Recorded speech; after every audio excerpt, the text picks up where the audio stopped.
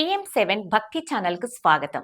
గంగా, యమున, సరస్వతి ఈ మూడు నదులు అతి పవిత్రమైనవిగా భారతీయుల నమ్మకం. ఈ మూడు నదులు ఉత్తరప్రదేశ్లోని ప్రయాగ్రాజ్ వద్ద కలుస్తాయని పెద్దలు చెబుతారు. అయితే ఇక్కడ మనకు రెండు నదులు మాత్రమే కనిపిస్తాయి. అవే గంగా, యమున. మరి మూడవ నది సరస్వతి దృశ్యపరంగా మనకు కనిపించదు, కానీ అంతర్వాహినిగా కలుస్తుందని పండితులు చెబుతారు. అసలు ఈ నది ఆవిర్భావం ఎందుకు అదృశ్యమైపోయింది అనే విషయాలను ఇప్పుడు మనం తెలుసుకుందాం. హిందూ ధర్మంలో గంగా నదికి ఎంత విశిష్టత ఉందో అంత పురాణ ప్రాముఖ్యత సరస్వతి నదికి కూడా ఉంది.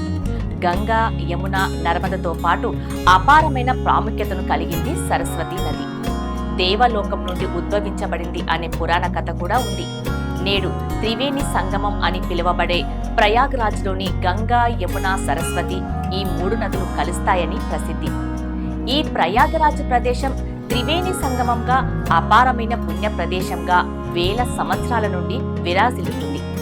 కుంభమేళ, అర్ధ కుంభమేళ, మహాకుంభమేళ సమయాల్లో ఇక్కడ స్నానం చేయడం వల్ల జీవితకాల పాపాలు తొలగిపోతాయని నమ్ముతారు. వేదాల ప్రకారం భూమిపై ఉన్న నదులు సరస్వతి నదితో ఉద్భవించాయి.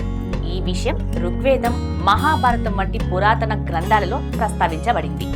ఋగ్వేద నది శ్లోకం అనేక నదులను వర్ణిస్తుండగా ఒక్క శ్లోకం సరస్వతిని నాదితమ అని సూచిస్తుంది. అంటే నదులలో ఉత్తమమైనది, పవిత్రమైనది అని అర్థం. హిమాలయాలలో ఉద్భవించిన సరస్వతి నది గుజరాత్, హర్యానా, పంజాబ్, రాజస్థాన్ అంతటా దాని ఉనికి యొక్క ఆనవాలను వదిలి అదృశ్యమైంది.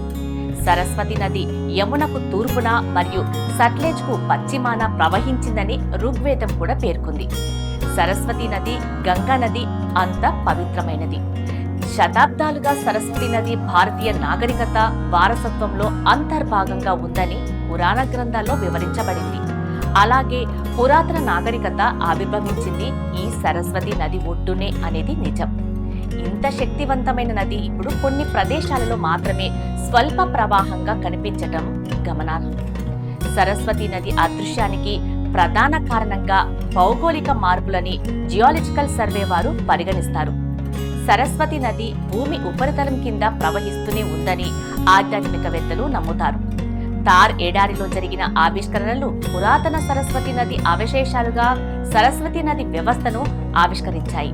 వాల్మీకి రామాయణంలో కూడా సరస్వతి నది గురించి ప్రస్తావించబడింది. భరతుడు కైకేయ దేశం నుండి అయోధ్యకి తిరిగి వస్తున్నప్పుడు అతను తన మార్గంలో సరస్వతి, గంగా నదులను దాటినట్లు ఒక వివరణ ఉంది.